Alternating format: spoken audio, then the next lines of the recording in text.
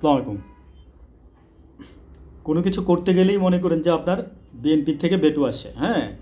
আওয়ামী লীগের লোকেরা সরানো যাবে না। এ হইতাছে এর এর খালা লাগে, এর মামা লাগে, এর চাচা লাগে, এর ফুপা লাগে, হ্যাঁ? এর এর এর শ্বশুর লাগে, এর শাশুড়ি লাগে, ঠিক আছে? ভাই আমার তো কিছু লাগে না। আমি তো একজন সাধারণ নাগরিক। আমার মধ্যে এরকম হাজার হাজার নাগরিক আছে। আমার মধ্যে লক্ষ কোটি নাগরিক আছে যাদের কেউ কোনো কিছু লাগে না। আমাদের এই দেশে আমাদের ভাই বোনেরা ছেলেমেয়েরা জীবন দিয়েছে, যুদ্ধে গেছে 24 সালে।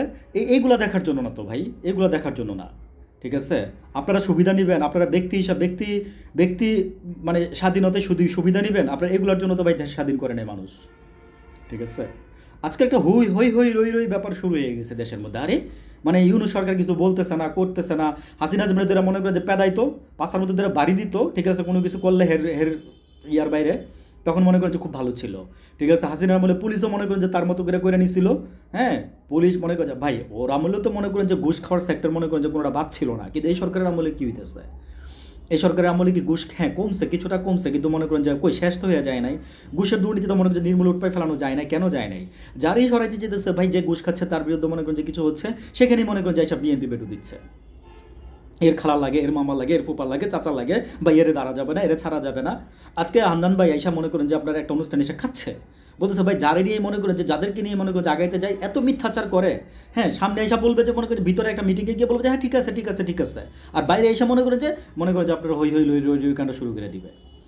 ভাই ঘৃণা লাগে না আপনাদের? আসলে বললাম না যে যেই জাতির যত বেশি শিক্ষিত সেই জাতি তত বেশি উন্নত।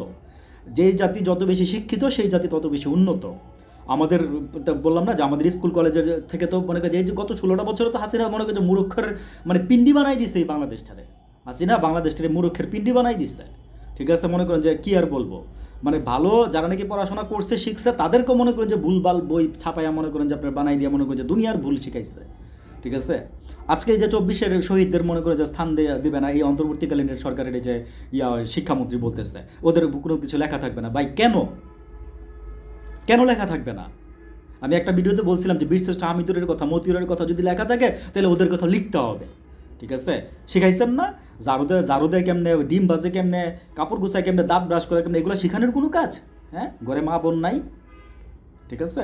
ছিল না? এগুলো তো আওয়ামী লীগ সরকার আমলে করছে, কিন্তু আপনারা তার চেয়ে একটুখানি কইমা আসছেন খাত্র খালি। বসাইছেন না মুস্তফা স্যারের ফারুকিরে?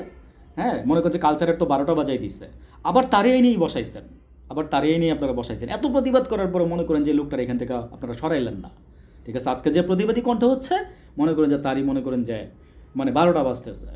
আওয়ামী লীগ বিএনপির মধ্যে কোনো তফাৎ নাই, এই অন্তর্বর্তীকালীন সরকারের মধ্যে কোনো তফাৎ নাই, সব এক।